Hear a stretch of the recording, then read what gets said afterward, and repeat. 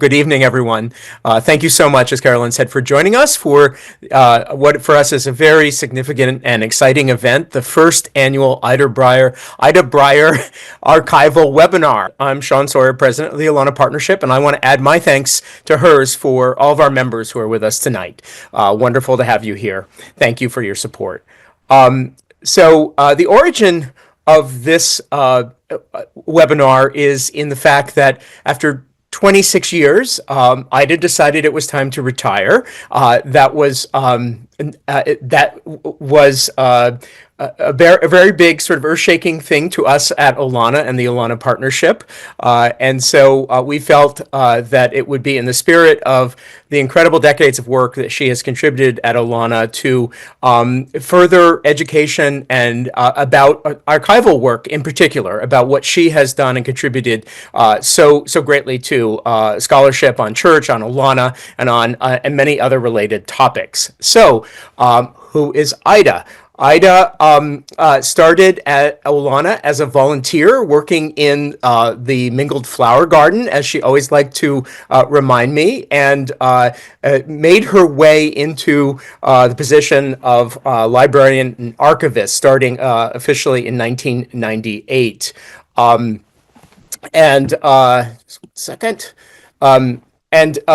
that position, she really became the keeper of all secrets and knowledge. And I would say, Ida, you know everything. And she would appropriately correct me and say, no, I know how to find everything. And that was such an important distinction. But I still think she knows pretty much everything. Prior to working with the Olana Partnership at Olana, in collaboration with the New York State's collections management staff, she had worked as a budget analyst for the New York State Department of Social Services, a medical librarian at the New York State Library, and a reference librarian at Bard College. And she does have a graduate degree in library and information science. Joining Ida tonight for this first annual webinar is Victoria Johnson, who is a professor of urban policy and planning at Hunter College at the City University of New York. She is the author of American Eden, a finalist for the 2018 National Book Award in Nonfiction and the 2019 Pulitzer Prize in History. And we are just incredibly thrilled that her next book, her forthcoming book, is a biography of Frederic Church entitled Glorious Country, which will be published by Scribner in April of 2026, next year, the 200th anniversary of Church's birth. And then our third participant tonight is Claire Fleming, our research archivist for the Olana Partnership. And she is deep in learning the ropes at Olana and with the New York State collections and archival resources, and is bringing wonderful new things to light for us every day as she dives back into the records. Claire has served as an archivist in a wide range of collections from Philadelphia to Albany, mostly in natural history settings. Church would love that. And from tiny historic societies to huge government archives, and also serves as an adjunct professor in the archives management track at SUNY University at Albany. Welcome. Thank you, Sean. Yeah, we're excited to be here. Thank you so much for that wonderful overview, Sean. And I'm so excited to kind of dive into conversation with these three wonderful experts in their own right. When Sean and kind of first posited this notion of celebrating Ida in this way, it couldn't be more fitting with all of the research, education, and awareness that Ida's brought to all of us and everyone who's kind of walked through the hallowed halls and carriage roads of Olana. It's so wonderful to be able to talk with you all about the ways in which archives and archival work kind of undergird everything that you do and all of your work. So, with that, I thought we'd kind of start off our conversation, and I'll just do another plug with our audience that we're going to be having a kind of moderated dialogue. But if at any point you have a question that you do want us to get to when we get to our Q&A, please feel free to pop it into the Q&A. And our first question is, I want to talk to you all a little bit about how your careers have dovetailed with archives and archival research, in different ways. So perhaps, Sean gave us all a wonderful introduction to you all, but maybe you could each share a little bit about yourself and what archives have meant to you and your work. I don't know, maybe Ida, why don't you start things off, since this is a webinar very much in honor of your hard work. Well, and I thank you very much, all of you, for the honor. Thank you, Sean, for the intro.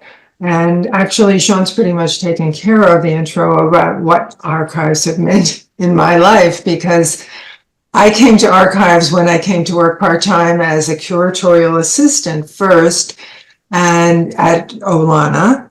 And we kind of divvied up the responsibilities, and mine, because of my background, ended up being the library and the archives. And so I needed to figure out what was in the archives, and so that I could support exhibition planning, education planning, support the guides, support tours. And it's been pretty interesting. And it's been a lot of fun.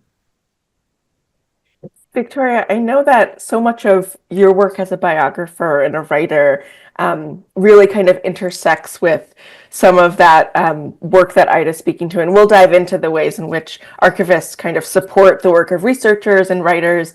But I'm curious, just from your perspective as an author, tell us more about the role that archives have played in your career and in perhaps your journey. Yeah. Thank you. I'm so happy to be here. I'm a huge Ida Brier fan. It's my great pleasure and honor to inaugurate this. Mutual.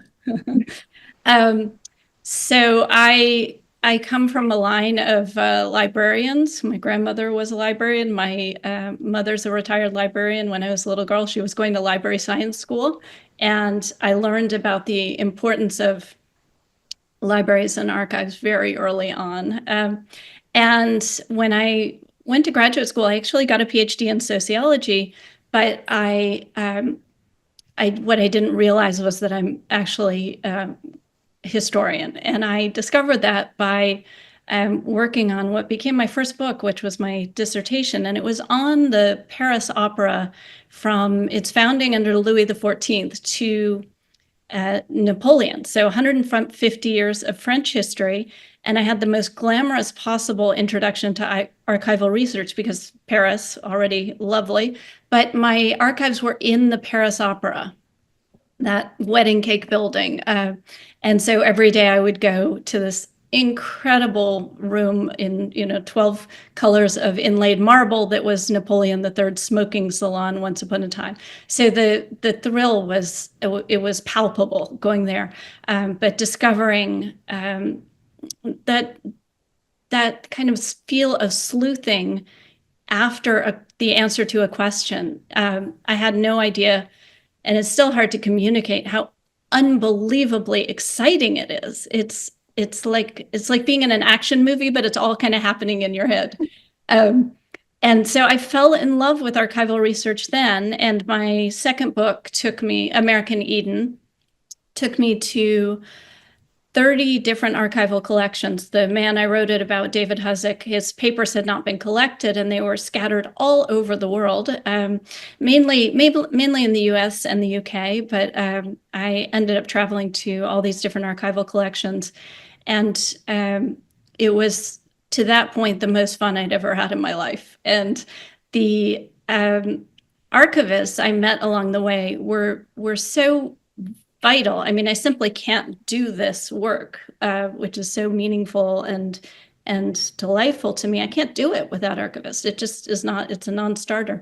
And I made a point with American Eden of writing down the name of every single archivist and librarian who helped me. And I put all their names in the acknowledgements, which made the acknowledgements extremely long, but it really mattered to me to acknowledge that work, because without those people and their skills and their dedication and the institutions in which they work, I just couldn't do what I do. And for my third book, I had which is my biography of Frederic Church, which is called Glorious Country, coming out in spring 2026 to coincide with his bicentennial. I had the good fortune of working with Ida almost every step of the way. I had no idea how fortunate that was, but we'll talk about that a little bit today. Thank you so much, Victoria. I love this idea of sleuthing. And I wonder, Claire, in your experience and, for kind of what archives mean to you and to your work, if you can relate to that notion of sleuthing in any way, or eager to hear your thoughts as well. Sure. I actually think it's the researcher's domain to do the sleuthing, whereas we archivists arrange and describe the papers. Of course, we're learning and absorbing it as well, but I think we certainly say it's the researcher's job to interpret the papers that we take care of. But sleuthing, yeah, of course, we can't help it. We go down rabbit holes and then realize, oops, I better get some other work done. But I'd like to comment to your question about how did we encounter archives, or your first question. And very much unlike Victoria, I was the tender age of 30 when I discovered archives. I was working at the Museum of Natural History in New York City in specimen care, constantly consulting the library and archives. And so at one point I said, wait a second, who gets to handle that stuff? And how do I get to be that person? So that was a fork in the road. And I've been lucky enough to handle materials from the 1600s in the New York State Archives to literally yesterday's work from the Olana Partnership. It's always a pleasure to handle the real thing. Right, Victoria? Right, Ida? It's kind of usually what gets us into the field. Yeah. That kind of, I can't imagine the awe of, Victoria, you mentioned of the place of the archive, but even, of the objects in these archives. Claire, I wonder if you could maybe expand upon this kind of separation between like the research and the archivist. What does the archivist do? We're having this conversation with two wonderful archivists and a researcher. Kind of provide us some groundwork or some framework for an understanding. I sure will. Victoria said something so lovely about appreciating the archivists, but we archivists really appreciate researchers too, and we depend on each other for our livelihoods. I like to say that we sit at the same table, just on different sides.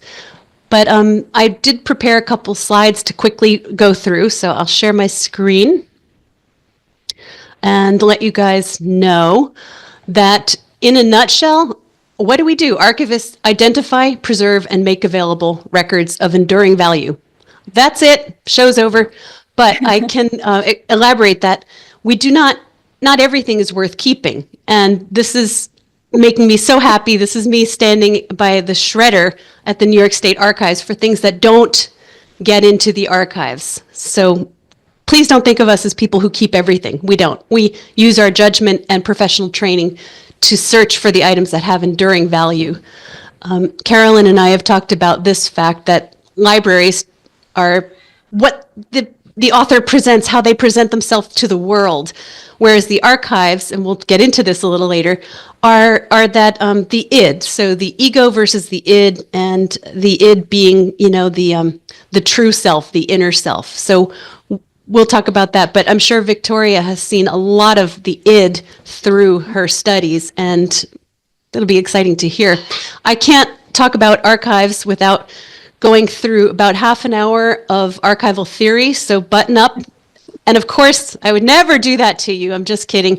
All you need to know are two key principles. This is how we, Ida and I and other archivists, we arrange materials by provenance, which is keeping the records of one creator together. So the papers of Frederic Church stay with Frederic Church papers.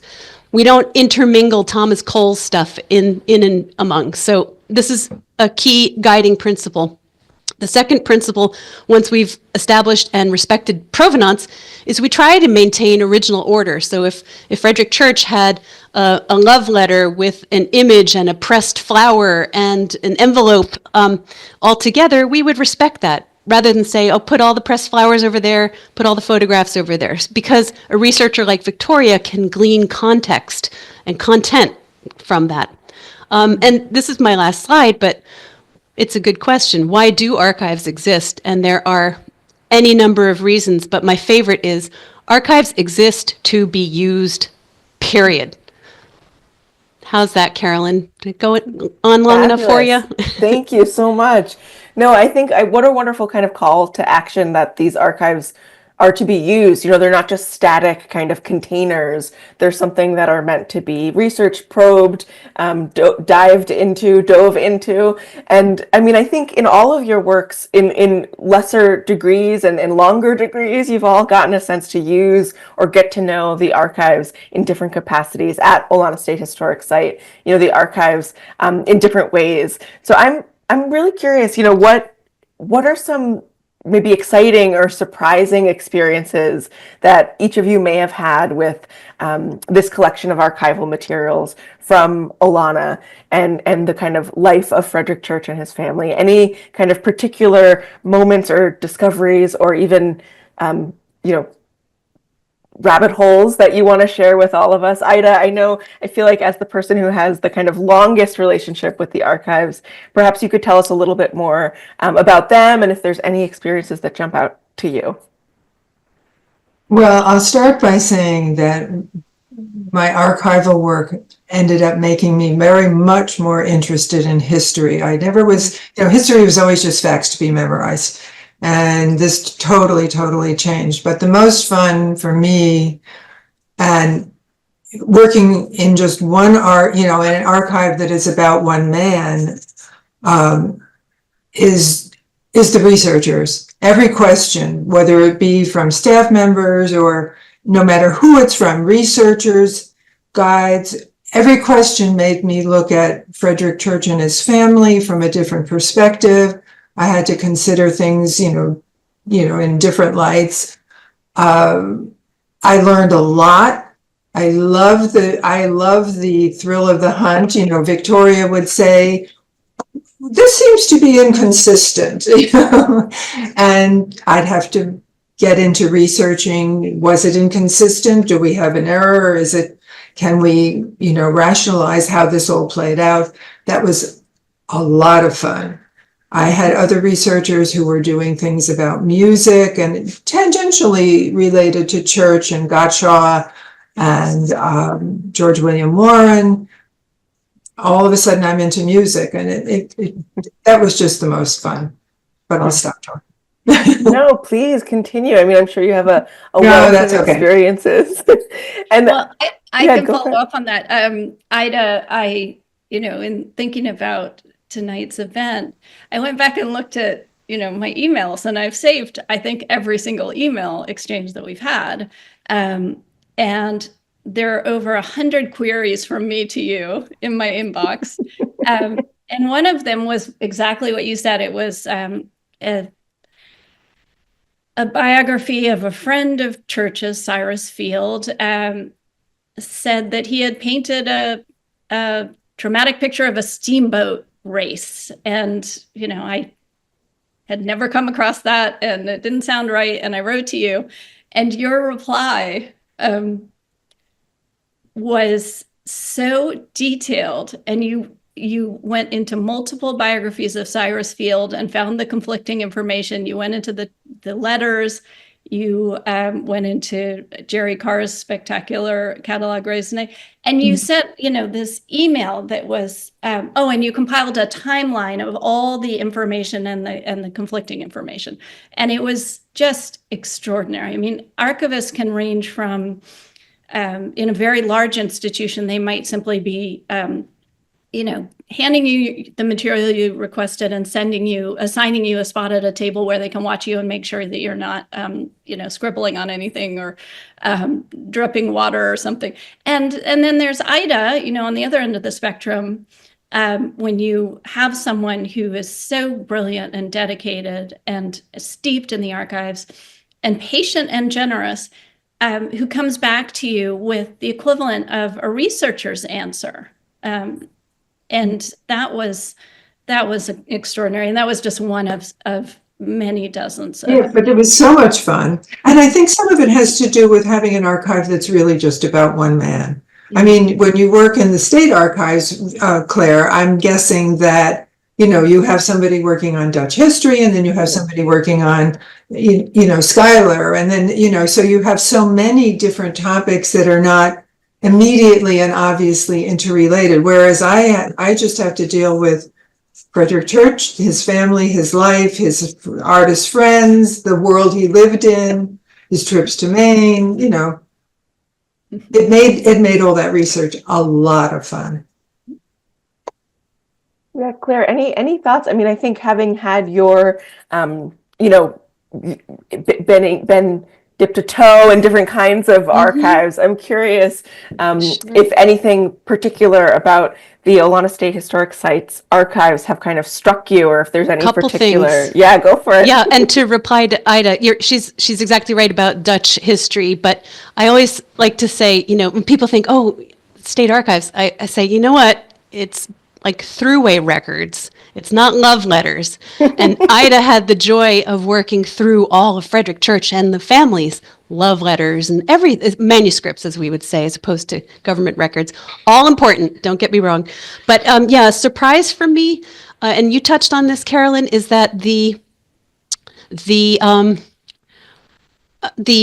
archives at Olana, the church archives, are actually stored off-site in very expert care of parks, the State Office of Parks, Recreation, and Historic Preservation. So as an archivist, that was really mind-blowing. Like, what do you mean? But Ida and her predecessor, her colleagues have all, through the decades, transcribed those originals. So we are working from copies. And we kind of joke, it's okay to drink your coffee while looking at them. No, I'm just kidding, Ida. We wouldn't do that. But they're not the originals. So, and now they're all digitized. I think, Victoria, you had a hand in that yourself. So, and then exciting is I'd have to bring it out to the Olana partnership, which Carolyn described as the 501c3 partner to the state parks. So we're beginning to dig into some of those thoroughly modern records from 60s, 70s, right up to the present. So that's exciting for me. Yeah, and I'm glad you brought up those records, because that's something that people should know, that in addition to everything Frederic Church, his records, his bills and receipts, his letters to, from, and about, we have all of the other manuscript collections or records collections that scholars have donated, that are, the church scholars, John Howard and David Huntington, about their research, about saving Olana, about maintaining Olana in the 20th century while there were still relatives living in the house, and how we were able to use a lot of that in restoration, what paint colors, when were things done. So there is a wealth of information beyond just what Frederic Church created about Olana. That's really wonderful, I assume, for researchers. Absolutely. Yeah. Well, I think I'd love, speaking about what might be useful for researchers and the ways in which, researchers can use the archives. We've touched upon this. I think we've danced around it, but the kind of concrete ways that your roles intersect. I'd really love to kind of dive into what role the biographer or researcher plays in the archivist's work, and vice versa. What kind of can we learn from this interrelationship, and to what extent, does each party have something to gain? I think it's so lovely that we have representatives of each here in this conversation. So I'd love to learn a little bit more about that dynamic. And anybody, feel free to take it away. Well, I'll repeat. I wouldn't exist as a biographer without archivists. I'm not a novelist. A lot of novelists also use archives, but I just can't get started without it. And the archives shape what story I can tell, because I'm like a lot of researchers, I'm a stickler for not making anything up. If I want to talk about the weather, I need the weather journal from that day, from that region, and that means that the archivist who is helping me learn about the archives, not just leaving me to figure it out from the finding aids. And I love a good finding aid, but even better than a good finding aid is an archivist who's pointing you to it and pointing you through it.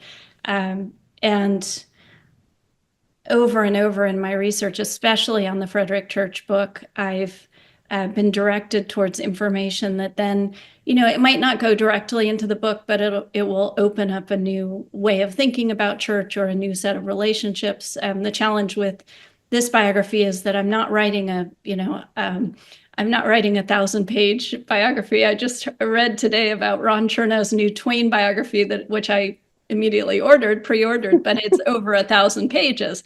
I'm not writing that kind of biography, and I have to sort and sift to write a faster paced narrative, a nonfiction that captures the key moments in church's life. And Ida and more recently Claire and others at Olana have been so helpful in directing me towards the drama, the significant moments, the exciting moments. And there have been mentions of love letters tonight. I wish Church had written more love letters. I was wondering that. He adored his wife. There is no question. But he was not a love letter kind of guy. He showed his love in other ways. But a biographer would love to have, a case of heartfelt love letters. But the relationship, I believe that when I started working on this book, I told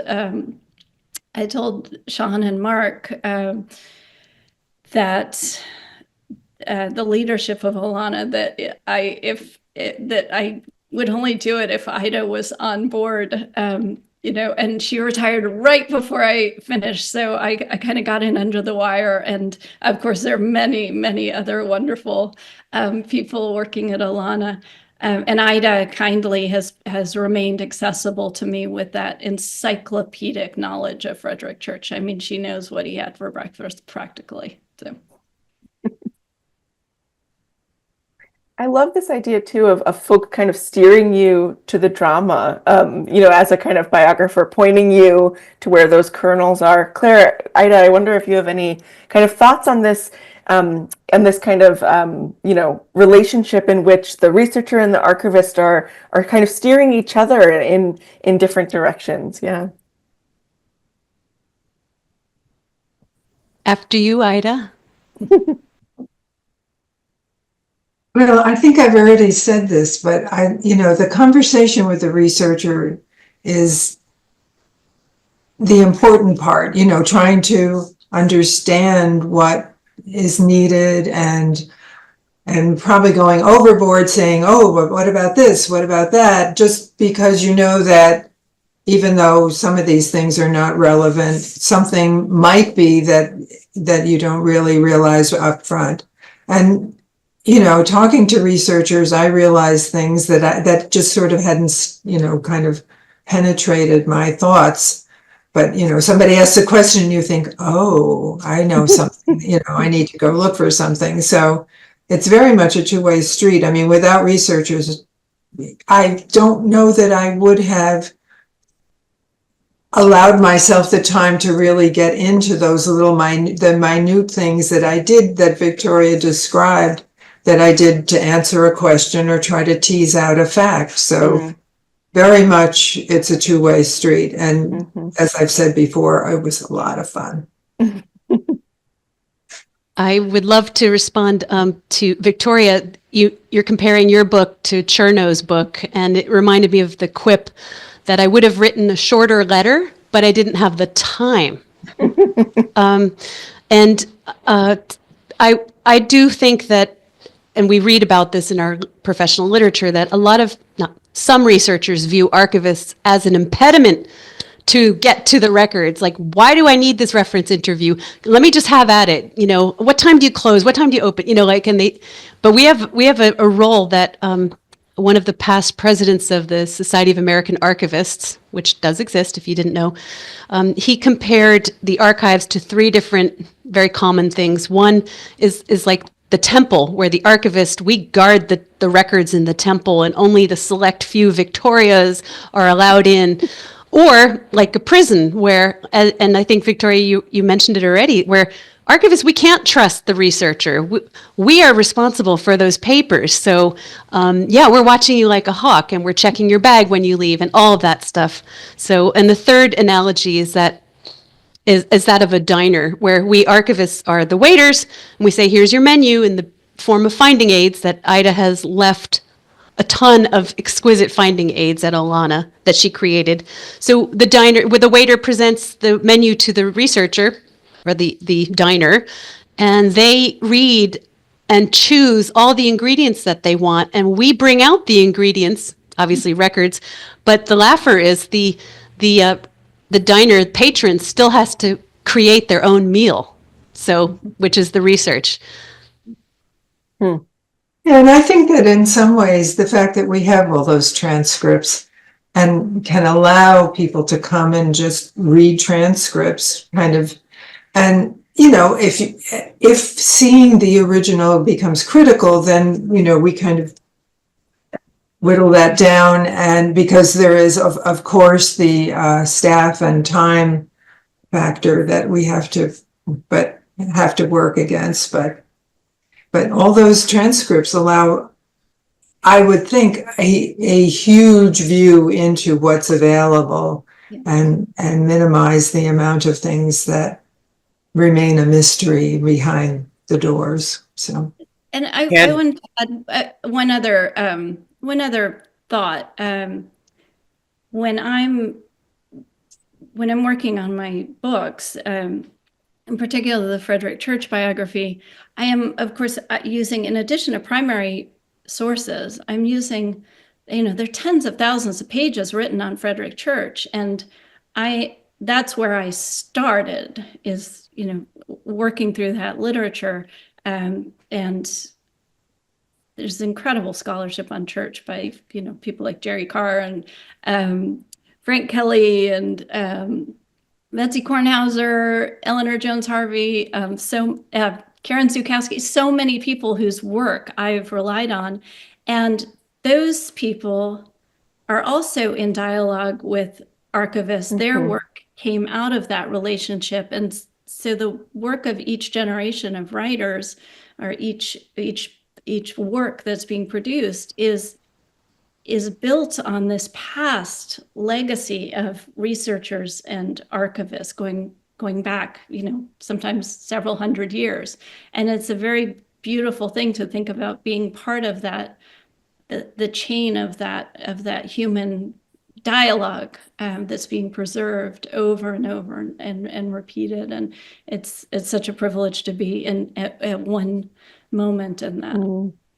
I just wanted to pop on because I couldn't help but sort of interject a question that comes up to me when I heard you talking about, you know, transcripts, digital, catalogs, and ability to sort of digitize collections, which sounds fantastic, you know, to us all, and is incredibly helpful for access. But there, to my mind, in my research experience, there are many reasons you want to look at the real thing, and I wonder if the three of you could talk a little bit about why it matters. You know, what would you, you know, I in my research, I would start out with copies, but then I would realize through the copies, refine the questions and develop the sort of the needs that I had, of knowledge needs I had more, so that I wasn't, you know, just going through the entire, you know, set of drawings. In my case, it was architectural drawings at the Soane Museum, but it did help so much to have that physical document, not just itself, but the document it was next to in the file. And the one that was 3 pages away but was on the same paper with the same watermark. And I just wonder if you could talk a little bit about the importance of the original. I mean, I can say quickly, you know, for example, looking at changes in handwriting, you know, as I'm working with a lot of transcripts, but occasionally I'm looking at a photograph of an original or at the original, and seeing Church's handwriting deteriorate as his arthritis took over. Is very moving and very, very painful. And it helps me see, or his notes, his beautiful habit of labeling the colors on a black and white sketch, labeling the colors in the sky, and watching his handwriting change helps me, because he did write about his health a bit, but he was somebody who didn't complain. And it's this kind of time capsule physical manifestation that I'm seeing of what his body was allowing him to do and not allowing him to do. And that is a connection to the man, to the physical man, and his state it's indispensable for a biographer. It's just one example. I can think of an example from archives literature where a scholar of the time of cholera in Europe needed to see originals. Why? And the answer is because vinegar used to be doused on the mail. So any letter going through the mail in that time of cholera would smell like vinegar. And the researcher needed to know which of these letters were treated in that manner. You could not get that from a scan or a microfilm. Yeah. Oh, wonderful. Yeah, the kind of what's to be gleaned from that materiality of an object or a manuscript as much as, the content of it. I think that that's a really important conversation to have as we talk about the archives. And Sean, as you point out, this kind of move towards digital and move towards expanding access, there still is that question of how to use these physical objects and really learn from them. Speaking of learning from them, I have a question actually for all of you before we move into the audience Q&A. We have some questions coming in, so I invite folks to continue submitting those questions. But, we've talked a little bit, and Claire, you have such wonderful archival analogies, so thank you for sharing those with us.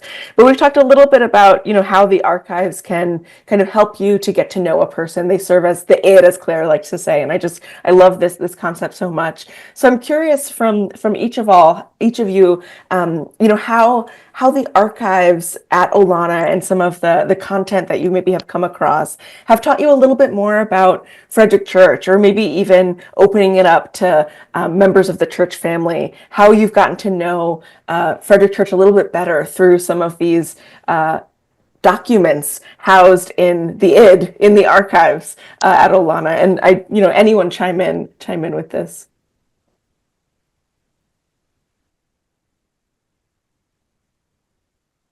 I can just, of course, say a couple things. Church's artwork, the Olana home, the Olana landscape, the views, well, not the views, but yeah, some of the views that he framed. This is his legacy. This is how he presented himself to the world. He was super popular, as we know, in his time in the early, mid-19th century. But it's in his letters and diaries and records such as Ida mentioned, bills for all the bricks that came up those carriage roads from Hudson, bills for everything you can imagine, receipts, not only for artwork supplies, but for seeds and whatever he was planting. And Ida, I'm sure you could think of a number of these things off the top of your head. Silver from Tiffany. So this is, again, the true self. And what I've learned from reading Church's own words is that he's very self-effacing. He's very funny, a lot of humor, and he's very pun-y. He loves a good pun. And also, I get the feeling through reading that he was very warm and also very generous. And there's so much more to learn about him. And thanks again to Ida's excellent work describing all these papers. We look forward to what we can find going forward. Yeah, Ida, Victoria, anything that you want to share about what you've learned about the man? Ida, you've talked about how this is the archive of one person. Anything that you want to share about what you have learned about this one person? Can I hazard, do we have archives that are about more than the man? I'm assuming we must have something on Isabel, maybe letters or other evidence of the children and their lives. Yeah, I'm writing a book that is trying to situate Church in his emotional relationships, his personal life, his spiritual life, and of course in relation to his art and to the New York art world. And in the archives, in the tens of thousands of pages that have been preserved. I mean, the thing that is most astonishing to me about the archives is not one single thing, it's the scale of it, the cumulative labor of years of people collecting materials related to Church and his world. It's astounding. I mean, it's just jaw-dropping what is there. And I loved learning about, it was harder to learn about Isabel in some ways from the letters. I loved learning about Church, that he was exactly what Claire said. I mean, I would echo every single one of those words, self-effacing and funny and generous and so on. And I loved learning that because I didn't know that about him from his pictures. And it's just delightful, and it's been delightful to spend years with a person like that. But learning about Isabel, the materials are there, but you have to do more sleuthing. It's what quotes did she write down in her book of sort of inspiring spiritual quotes? What psalms did she copy? She was always trying to be better, to be stronger, to be more patient. She was hard on herself. And the materials are there, but you have to look much harder than Church is an elusive person in his way, but he's more represented in the collection. And that challenge of trying to find those relationships is really enticing. But I just am bowled over by the work that has been done over the decades to collect and organize the materials. It's truly stupendous. Yeah. Yeah, and I would say, just with a nod toward my colleagues, 30 years of work was done collecting and organizing and accessioning before I ever got there. So, and including typing all those transcripts on typewriters that had ribbon in them, and then the IBM Selectrics, even when I first started volunteering. So there's a lot of work that has gone into getting everything together. And it's really it's all accession now, which is wonderful. Yeah. But I can't take credit for all of that.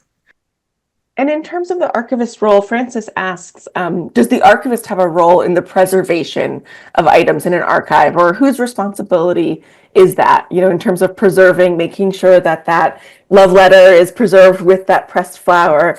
Who's responsible for some of that work? Well, I'm going to let Claire speak to archivists in general. At Olana, the OPRHP collections management staff takes care of making sure everything is in archival storage and safe. And the collections care staff at the site works on keeping the furniture clean, and the maintenance people who paint the walls and, restore things take care of that too. Yeah, and those are our wonderful colleagues at the Office of Parks, Recreation, Historic Preservation, who do all of that collection care work that Ida's speaking to. Claire, do you have anything? Oh yeah, it's preservation is absolutely part of what we do. We identify, preserve, and make available records of enduring value. And preservation means, we've all done it. If you're an archivist, you walk into the back and there's a crazy backlog of boxes of papers and photographs and an old, floppy disk or whatever, and that all needs care. And so yes, there's very simple preservation techniques that we do. We want everything in a nice acid-free folder or other appropriate container, but also it's very different and related to, but different profession than conservation. So we archivists work with preservation. Conservators take care of actually fixing a problem, repairing a tear on a document, or cleaning a painting or restoring a piece of the frame. So it's yes, preservation, no conservation. Thank you, Claire. I have some questions for Victoria. I'd love to kind of turn things over to you, Victoria. And this might be something you don't want to give away because I know your book is forthcoming, but after reading through all of the previously written works about Church and then digging into the archives, working with Ida, did you find any particularly surprising new information? Scott is wondering. I did find a few things. I mean, yes, you have to read the book. But the work on church is so extensive and careful. I think what I bring to it, even as I rely on that extraordinary secondary scholarship on church from so many art historians, is to situate his art and what we know about his family life in a narrative that takes you there, that has you walking with church up lower Broadway to attend a lecture at the New York Society Library, to go to a show at the National Academy of Design. There are some youthful experiences that I detail in the book that haven't received attention. I see him rebelling a bit against his upbringing in a very, very strict upbringing that he then circles back to and completely embraces. But his early life in New York, I paid a lot of attention to that when he's done studying with Thomas Cole and moves to New York. And I think I've tried to put a spotlight on that and bring it to life in a way that I don't think has been done before. But my overall goal in the book has been to carry you, the reader, with church up the volcanoes to Petra, almost slipping off an iceberg and drowning. And so I see my main contribution as writing his story in a new way, in a new style, for a new readership. Everyone on this call is a fan of Frederic Church or very familiar with him. And I'm trying to bring his story to a generation of readers who may not have heard of him, or if they have, think of him as, oh, he's one of those Hudson River school painters. And he is so much more than that, much as we love the Hudson River. He is a global artist of global import and global passions. And that's what I'm trying to foreground in what I hope is a very compelling and adventurous read. So stay tuned in 1 year. Yeah, Sean, go for it. Yeah. Did you have something you wanted to add? Yeah.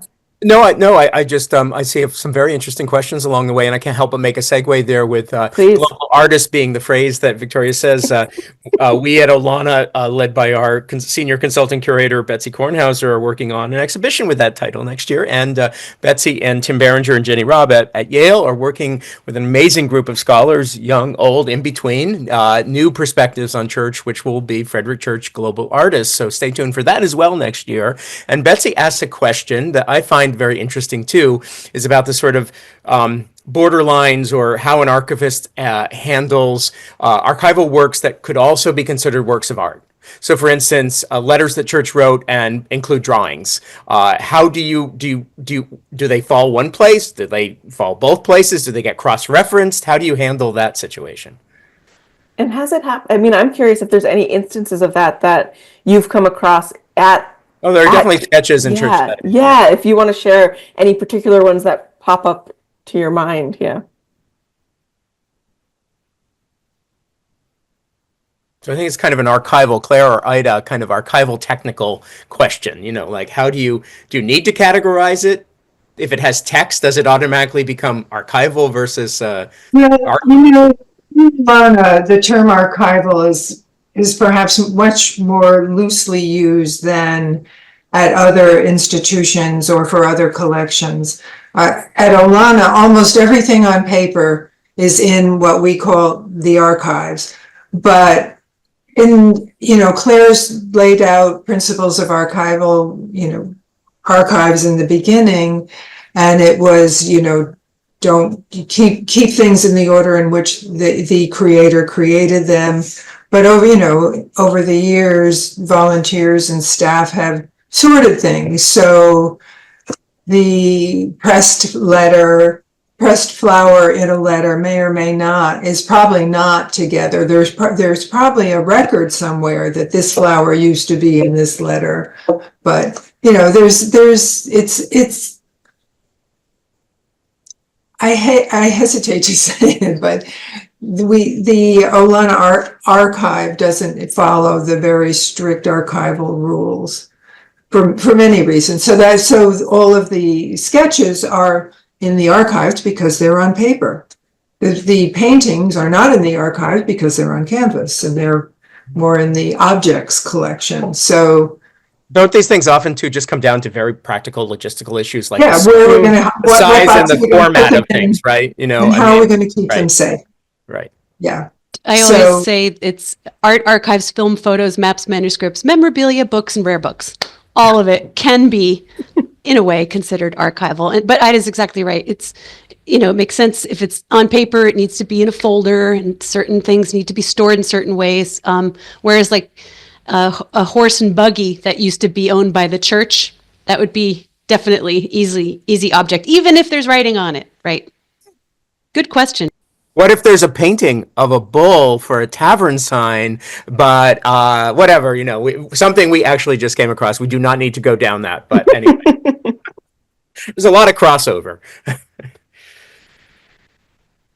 Wonderful. Yeah, a couple of other kind of more granular questions about what might be in the archives and what we might have access to and what we might be able to glean. Edward asks about Jervis McEntee. So Sean, I'm glad you're here with us as well. Does our archive have any letters between the two? Edward mentions that he has a book of young McEntee's 1851 sketching trip coming out in May from SU Press called Sketching the Adirondack. So we'll have to keep an eye out for that. Any letters between Church and McEntee? I believe so, but Ida, Claire, Sean, Victoria, please, chime in with yeah. Okay. I think there are a few letters from Church to McEntee. I don't remember whether McEntee to Church without looking, because a lot of what Olana has are technically not archival. They're research collection, which is copies of letters owned by other institutions and individuals. And through our friends, researchers, we've obtained copies or obtained transcripts. So there's definitely back and forth between Church and McEntee. I just don't know whether it's owned by Olana or just in the research collections as copies that we use.